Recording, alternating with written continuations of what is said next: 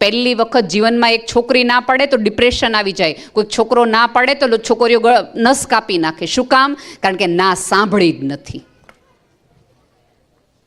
ના સાંભળતા શીખો. અને થોડુંક પ્લીઝ પ્લીઝ સફળતા સાથે નિષ્ફળતા કેમ પચાવીને એ શીખો. આપણે એવું બાળકના મગજમાં ઠૂસાવી દીધું છે કે નિષ્ફળ તો થવાતું જ નથી, એ તો તમારે કરવાનું જ નથી. થોડુંક નિષ્ફળ થાય એમાં કાંઈ વાંધો નથી.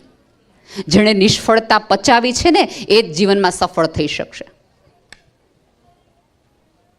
ઓલિયસ એને સંઘર્ષનો આનંદ લેતા શીખો. ધારો કે અહીંયાથી બાળક સર્ટિફિકેટ લઈને જાય છે ને ફર્સ્ટ આવે છે, તો મહેમાન આવે ત્યારે એમ કે હું આમાં ફર્સ્ટ આવ્યો, ત્યારે વાહ વાહ કરો ને, ત્યારે એના ફર્સ્ટ આવ્યાની નહીં, તમારે એવું બોલવાનું છે કે એણે ખૂબ મહેનત કરીને એટલે ફર્સ્ટ આવ્યો.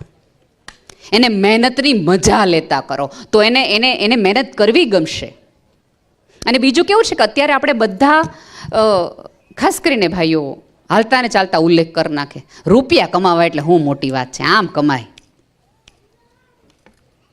એટલે બાળકને એમ થાય કે ઓકે આ કાંઈ બહુ મોટી ડીલ નથી, ચંદ્ર પર જવા જેવા અઘરું કામ નથી રૂપિયા કમાવા.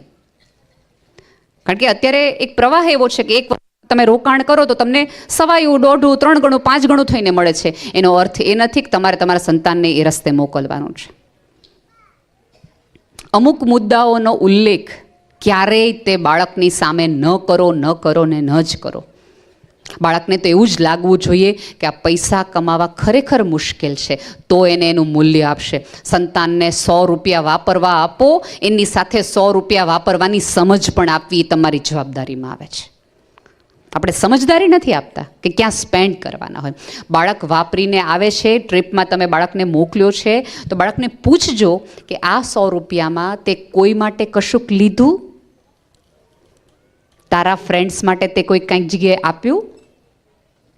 અને જો આવું તમારું બાળક કાંઈ નથી કહેતો, હું લાવ્યો, મેં આ કર્યું, આમાં કર્યું, તો એ દિવસે રાત્રે સૂતા નહીં. આ ચિંતાનો વિષય છે કે તમારા બાળકને અન્ય માટે ખર્ચ કરતા નથી આવડતું, એને દેતા નથી આવડતું. અત્યારે આપણે બધાને ખબર છે કે આપણે બર્થડે પાર્ટીઝ રાખીએ, અને મને તો હજી નથી સમજાતું, પહેલું વર્ષ બાળકનું હોય, ફર્સ્ટ બર્થડે, તો આપણે ગામ ધુમાડા બંધ રાખીએ, બાળકને ખબર ન પડતી હોય, 5 કલાક સુધી ડાયપર બદલાયું ને બાળકે રોઈને આમ કરી નાખ્યું હોય. પણ જસ્ટ આપણે શો ઓફ કરવો છે. અને એ વખતે આપણે આખા ગામને બોલાવીએ, કેટલું મોટું સેલિબ્રેશન કરીએ, અને એ સેલિબ્રેશનની અંદર કેટલા નાના મોટા બધા લોકો આવે, અને એમાંના 5 વ્યક્તિઓ એવા આવે કે થોડાક મૂંઝાઈને જાય, થોડુંક દુઃખ થાય કે યાર અમે અમારા બાળક માટે આવું કંઈ કરી શક્યા નહીં. તમે શું માનો છો કે એ મૂંઝાતું હૃદય, નિસાસા નાખતું હૃદય તમારા બાળકને 100 વર્ષના આશીર્વાદ આપીને જશે કે પીડા લઈને જશે? બાળકનો જન્મદિવસ બાળકને યાદ રહે ને ત્યારથી જ સેલિબ્રેટ કરો, ત્યારથી જ સેલિબ્રેટ કરો. અને આપણે એવા લોકોને જમવા બોલાવીએ કે જે ઓલરેડી ડાયટિંગ કરતા હોય, બરાબર? તમારી રિટર્ન ગિફ્ટ એ લોકો કદાચ ખોલતાય નથી ઘરે જઈને. એના બદલે અનાથ આશ્રમમાં જાઓ કે જ્યાં મા બાપ વગર તરસે છે બાળકો, એમાંના કોઈક બાળકનો જન્મદિવસ સેલિબ્રેટ કરો, તો ઓલોય રાજી થાય, દેવાવાળો, દેવા જેવી લક્ષ્મી અહીંયા છે, એને વાપરતા તો આવડે, બાકી એને લઈ લેતાય આવડે. તમારા બાળકનો બર્થડે હોય ત્યારે ચોક્કસ સાંજે એને એવું કહો કે સાંજે તને ગમે એમ છે, સવારે હું કહું છું. તમે જુઓ અહીંયાના હું ને તમે બધા કે આપણો જન્મદિવસ હતો ને ત્યારે આપણા દાદા દાદી આપણા હાથે કોઈક સારું કામ કરાવડાવતા, કે આને કેળું આપ, ગાયને ઘાસ આપ, મંદિરે જઈએ તો ભિખારીને આપણા હાથે 10 રૂપિયા દેવડાવતા, 5 રૂપિયા દેવડાવતા, જેથી કરીને મને ને તમને દેતા આવડે. અત્યારે તો લેવાને આપણે બાળકો તરત હેપી બર્થડે કે પછી એમ કે લાવો, એટલે બાળકને લેતા જ આવડે, દેતા ના આવડે. એને થોડોક દેતાનો આનંદ કરાવડાવતા થાવ. સવારે ઇન્વેરેબલી નક્કી કરો, ગાંઠવારો, કે સવારે તમારા બાળકને જન્મદિવસના દિવસે કાં તો અમારા જેવા બાળકોની સંસ્થાઓમાં લઈ જાઓ, જેથી કરીને એને ખબર પડે કે તારી પાસે આંખ છે ને કેટલી મૂલ્યવાન છે. આવતા દિવસોમાં આંખ સાચવતો થશે જો એણે આંખ વગરના લોકો જોયા હશે તો. એના પગને એ સાચવશે જો એણે ઢસડાતી કોઈક વ્યક્તિને જોઈ હશે તો. કોઈક મનોદિવ્યાંગ વ્યક્તિને જોઈ હશે તો એને બુદ્ધિનું ને જીભનું મહત્વ આવશે કે આનાથી બોલવાથી આટલું મહત્વનું છે. એ ઉપરવાળાનો ક્યારેક આભાર માનતો થશે. આપણી તકલીફ એ છે કે આપણે બાળકોને ઓલા બુદ્ધની જેમ, કેમ ભગવાન બુદ્ધે ને એના પિતાએ એને એક એવી જગ્યાએ રાખ્યા હતા કે મૃત્યુ દેખાય જ નહીં, મૃત્યુ દેખાય જ નહીં, એટલા સુખમાં રાખ્યા હતા. એક વસ્તુ યાદ રાખો, ગામ આંખમાં ગારો તો હોવાનો તે, ધૂળ હોવાની તે. ગામમાં ગારો હોય તો ગાલીચા ન પથરાય, પગમાં સ્લીપર પહેરીને ફરાય. આપણે ગાલીચા પાથરવાની પ્રવૃત્તિમાં ફર્યા છીએ કે અમારા બાળકને કંઈ દુઃખી ન થવું જોઈએ. અને એક સાવ વાહિયત દલીલ કે અમે જે દુઃખ ભોગવ્યું છે ને એ અમારા બાળકને અમારે નથી ભોગવું, અમને જે નથી મળ્યું ને એ અમારા બાળકને અમારે આપવું છે. રાધર બાળકને જ્યારે આપો ત્યારે બહુ પ્રેમથી કહો કે મને બહુ જેવું હતું નાનપણમાં હતો ત્યારે કે મને આ વસ્તુ મળે, પણ મને બહુ આનંદ છે કે પિતા તરીકે હું તને આપી શક્યો. દિલથી વાપરજે બેટા. અત્યારે તમે જો કોઈ બાળકને વસ્તુનું ખાસ મહત્વ રહ્યું જ નથી. હું ને તમે દર દિવાળીએ નવા કપડાં લેતા હતા ને તેનો ચામ જુદો હતો. અત્યારના બાળકોને તમે ગમે એટલું આપો ને એની આંખમાં તમે એ વિસ્મય, એ આનંદ જોતા જ નથી, કારણ કે આપણે અઢળક આપી દીધું છે. થોડાક અધૂરા રાખો, અધૂરા. એ માગે એ બધું આપી દેવાની જરૂર નથી. એ વસ્તુની જીદી કન્ટિન્યુ કરે તો એને થોડુંક વેઇટ કરતા શીખવું કે બેટા આજે નહીં, નેક્સ્ટ મંથ આપણે લેશું, ફોર શ્યોર નેક્સ્ટ મંથ આપણે લેશું, જેથી કરીને બાળકને રાહ જોતા આવડે. કોઈક વસ્તુ કે વ્યક્તિ મળે તો સીધા ધીંગાણા ન કરી દઈએ, રાહ જોવે, વેઇટિંગ શીખવો. બધું જીવનમાં ડાઉનલોડ નહીં થાય. અને આ જનરેશન તો છે ને સ્ક્રોલ જનરેશન છે. આવતા દિવસોમાં તમે જોજો ભગવાન અંગૂઠા મોટા કરીને મોકલવાનો છે કે આંગળા તો વાપરતા જ નથી, કારણ કે આમ જ આપણે કરવાનું છે.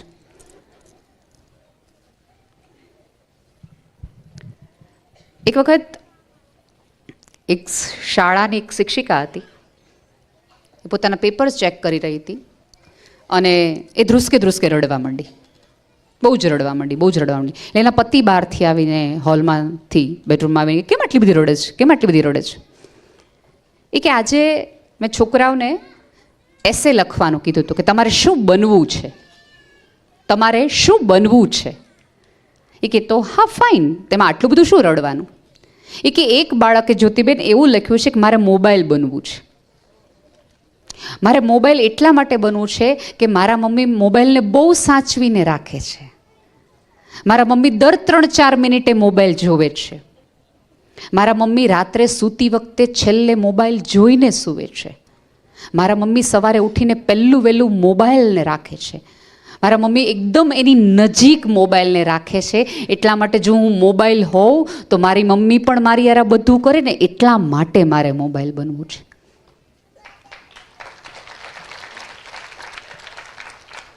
ઈશ્વરે તમને વ્યવસ્થા આપી હોય કે બાળકોનો બેડરૂમ જુદો હોય તો પણ છેલ્લે બાળકની આંખ બંધ થાય ત્યારે એની માનું મોઢું જોઈને આંખ બંધ કરે એ બહુ જરૂરી છે. એને થોડોક સ્પર્શનો આનંદ લેતા આવડો, એને માથે હાથ ફેરવીને સુવડાવો. છેલ્લે તમે તમારા બાળકને વાર્તા ક્યારે કીધી હતી? વાર્તા આપણે ક્યારે મૂકી છે? આપણે મૂકી દઈએ છીએ, હાલ આપણે સ્ટોરી સાંભળીએ. સ્ટોરી એમાં આપણે પ્રોનાઉન્સિએશન સ્ટોરીઝ. વાર્તા તો બોલીએ તો ધીંગાણા થઈ જાય ઘરમાં. આઇન્સ્ટાઈનને એક વખત એક સ્ત્રીએ પૂછ્યું હતું કે મારે મારા બાળકને તમારા જેવું બનાવવું છે તો મારે શું કરવું જોઈએ?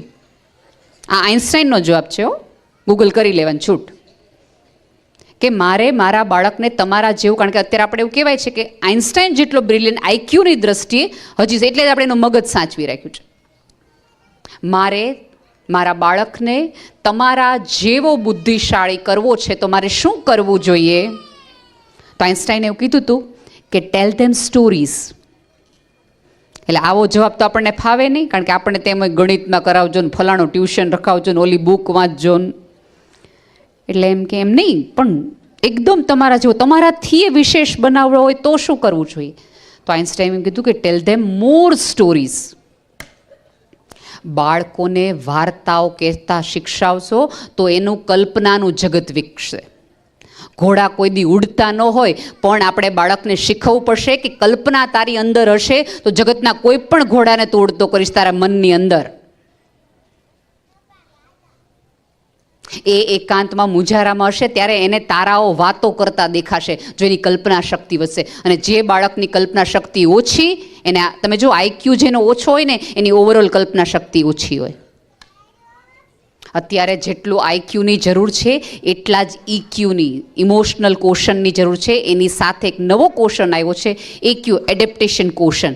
બાળકને એડેપ્ટેશન કરતા થાવ. તમે જો કોરોના પછી આપણે સૌથી વધુ તકલીફ પડી નવા વાતાવરણમાં ડીલ કરતા.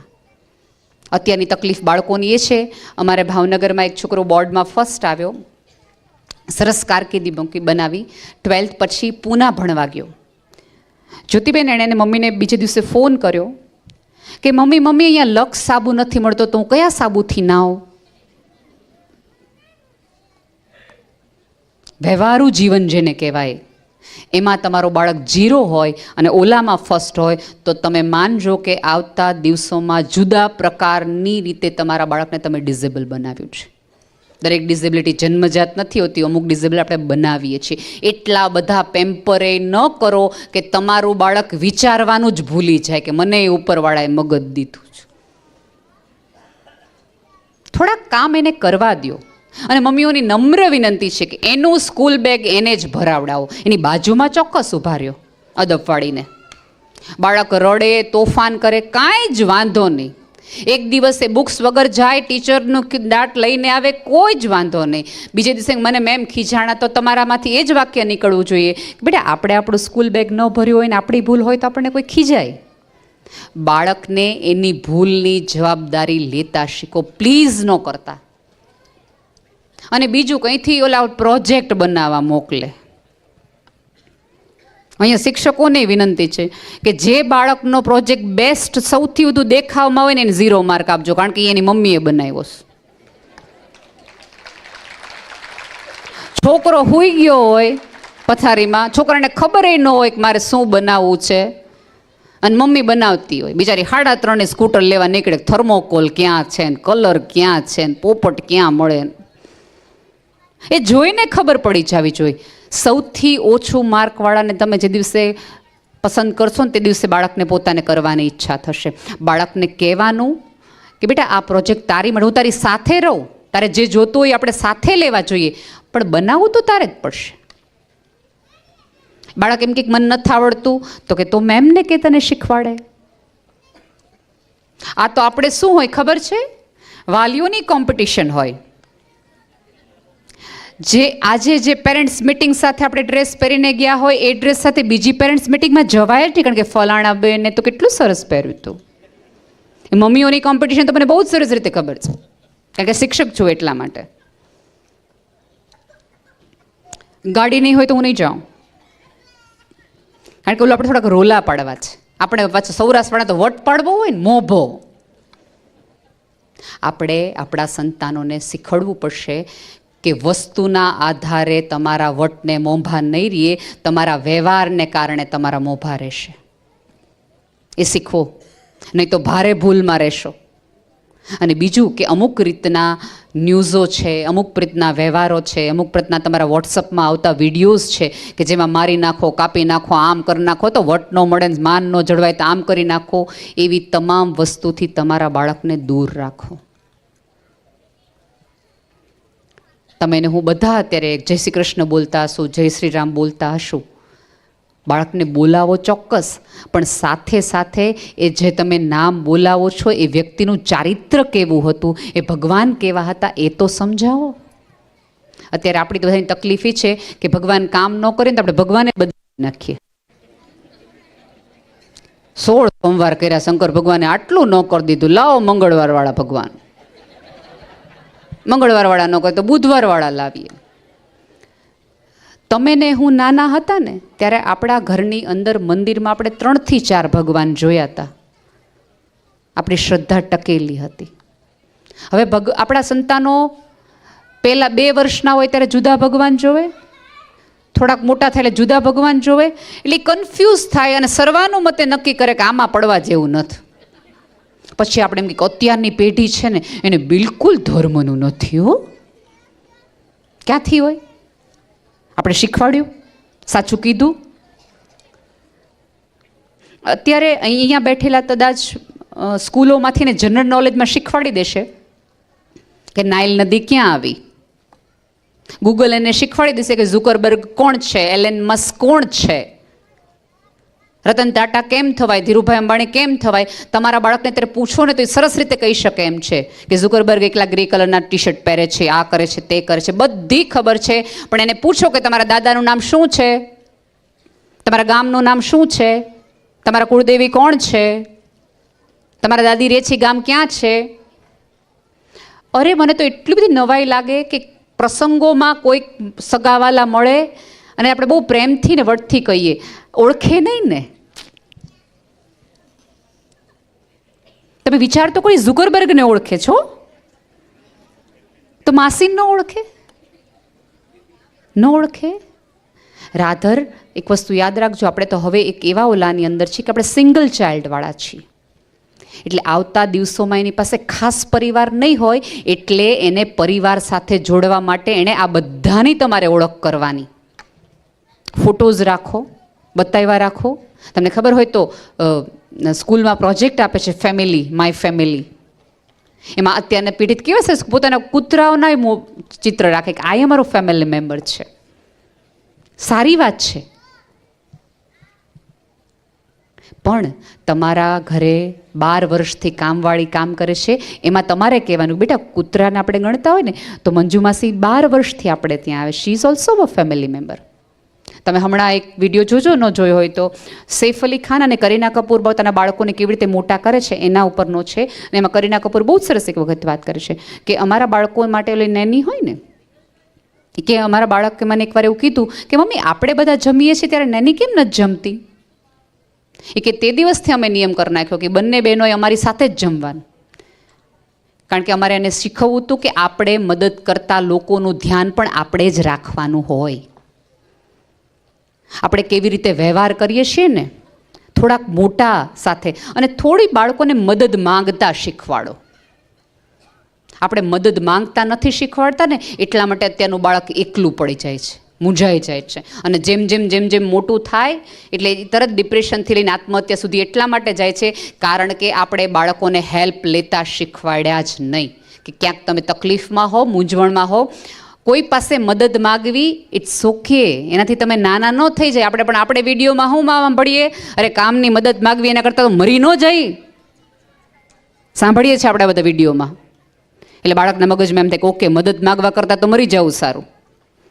અને કેવા કેવા વાક્યો બોલે, ગામના ગાયમ પાસે પૈસા માગવા એના કરતાં તો પંખે લટકી જવું સારું, મગાતા હશે રૂપિયા. એટલે એક પુરુષ છે એ ધંધામાં નિષ્ફળ જાય ત્યારે એ પહેલો પસંદગી એમ કરે ગામમાં માગવાનું નથી, મરી જવાનું છે. નાની નાની શરૂઆત કરાવડાવો. તમે હોટલ રેસ્ટોરન્ટમાં જાઓ ત્યારે અજાણ્યા સાથે વાત કરતા બાળકને શીખવું. બેટા સજ પૂછ્યા ને ઓલા અંકલને હજી કેટલી વાર છે, એમાંય ટોન આવો રાખવાનો છે. એમ પૂછ તો ખરો હવે કેટલી વાર લાગે છે. એક તો શિક્ષકોને તુકારે કહેવાનું બધા બંધ કરી દો. મા બાપોને વિનંતી છે. પપ્પા પાસે બાળક ફરિયાદ કરે કે બેટા બેટા પપ્પા મમ્મીએ મને મેં મને આમ કીધું, હવે તારી મેમને અમે જોઈ જ લો, કાલ આવવા દે મને સ્કૂલે લે. એટલે બાળકને એમ થાય કે ઓકે આપણે ફરિયાદ કરી એટલે પપ્પા આવી જાય બાંધવા માટે, મમ્મી કહી દે. એવું નહીં. રાધર ત્યારે બાળકને તમારે એમ કહેવાનું છે કે અચ્છા મેં આવું કીધું, તે શું કર્યું તું. એટલે બાળક ક્યારેક સાચું બોલશે, ક્યારેક નહીં બોલે. તમને 2 વખત સેમ ફરિયાદ બાળક કરે ને, એકની એક ફરિયાદ બાળક 3 થી 4 વાર કરે ને ત્યારે એને સિરિયસલી લેવાની.